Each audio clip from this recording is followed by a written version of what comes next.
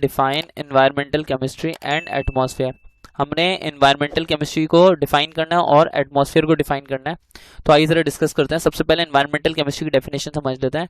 Environmental chemistry क्या चीज़ है? Environmental chemistry study है उन केमिकल प्रोसेसेस की जो कि वाटर के अंदर हो रहे होते हैं, यानी कि वाटर हमारे एनवायरनमेंट के अंदर ही आता है, और एयर के अंदर जो केमिकल प्रोसेस चल रहा है, हवा के अंदर जो केमिकल प्रोसेस चल रहा है, लिविंग एनवायरनमेंट्स के अंदर जो केमिकल प्रोसेस चल रहे हैं, जैसे कि ह्यूमन बॉडीज के अंदर, प्लांट्स के अंदर या एनिमल्स के अंदर कौन कौन से केमिकल प्रोसेसेस चल रहे हैं और ह्यूमंस का क्या अफेक्ट है उन केमिकल प्रोसेस के ऊपर।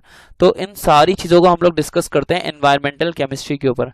मान लीजिए कि अगर हमारे पास लिविंग एनवायरनमेंट के अंदर प्लांट्स आते हैं, तो प्लांट्स की ग्रोथ के अंदर और उसको डैमेज करने के अंदर ह्यूमन बॉडीज़ का कितना हाथ है, हम कितने फॉरेस्ट ग्रो करते हैं और कितने ट्रीज को कट करते हैं, कितना पोल्यूशन हम फैलाते हैं कार्बन डाइऑक्साइड की फॉर्म के अंदर हमारी एयर के अंदर, एयर को कितना पोल्यूट करते हैं, वाटर को कितना पोल्यूट करते हैं या वाटर को कितना साफ रखते हैं, ये सब हम डिस्कस करते हैं। किस चीज़ के अंदर? ये सब हम डिस्कस करते हैं एनवायरमेंटल केमिस्ट्री के अंदर। तो आई होप कि आपको एनवायरमेंटल केमिस्ट्री की डेफिनेशन तो समझ में आ ही गई होगी। एनवायरमेंटल केमिस्ट्री क्यों हेल्पफुल है? एनवायरमेंटल केमिस्ट्री हमें हेल्पफुल है to protect the environment from pollution.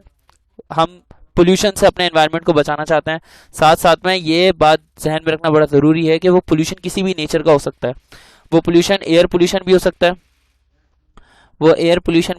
वो वाटर पोल्यूशन भी हो सकता है, और वो सॉइल पोल्यूशन या लैंड पोल्यूशन भी हो सकता है, अर्थ पोल्यूशन भी हो सकता है। वाटर पोल्यूशन, एयर पोल्यूशन और सॉइल पोल्यूशन, किसी भी किस्म का पोल्यूशन हो सकता है। तो हम एनवायरमेंटल केमिस्ट्री को इन सब चीज़ों के लिए डिस्कस कर रहे होते हैं। अब हमारे पास नेक्स्ट जो सवाल है वो सवाल है एटमॉस्फेयर के बारे में।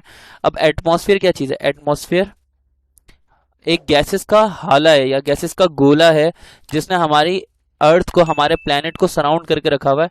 अब जैसे कि अगर मैं एटमॉस्फेयर की बात करूं तो एटमॉस्फेयर एक मिक्सचर है लेयर ऑफ गैसेस का, जिसने हमारे प्लैनेट को एक एनवेलप की तरह से बंद किया हुआ है। यानी कि समझ लें कि प्लैनेट है ज़मीन है और उसके इर्द गिर्द इन गैसेस का हाला है, या आप इसको बोलें कि एक पूरा लिफाफा है, ये पूरी एक जाल है जिसने हमारी अर्थ को कवर करके रखा हुआ है।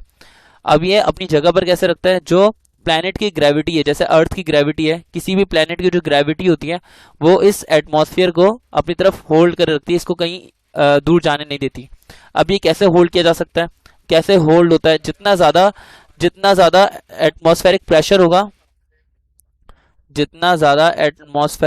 होगा, और जितना लो टेम्परेचर होगा, जितना टेम्परेचर कम होगा, उतना आसानी से ये जो एटमॉस्फेयर है ये अपनी जगह पर होल्ड किया जा सकेगा। एटमॉस्फेरिक गैसेस अपनी जगह पर होल्ड की जा सकेंगी उस वक्त तक जब तक कि टेम्परेचर कम हो और एटमॉस्फेरिक प्रेशर हो ज़्यादा। अब हमारी एटमॉस्फेरिक एयर के अंदर कौन कौन सी गैसेज आती हैं? हमारी एयर के अंदर, एटमॉस्फेरिक एयर के अंदर आ जाती है नाइट्रोजन गैस, जो कि 78% पार्ट अदा करती है हमारी एटमॉस्फेरिक एयर के अंदर। ऑक्सीजन गैस की बात करें तो ये तकरीबन 21% होती हैं, और बहुत सारी गैसेज होती हैं। लेकिन अगर हम कार्बन डाइऑक्साइड की बात करें तो कार्बन डाइऑक्साइड ऑलमोस्ट 0.1% के आसपास होती है। तो ये थोड़ी सी कॉम्पोजिशन है इन सारी गैसेस की जो कि हमारे एटमॉस्फेरिक एयर के अंदर मौजूद है। आई होप कि आपको आपके सवाल का जवाब मिल गया होगा and you get the answer. Thank you.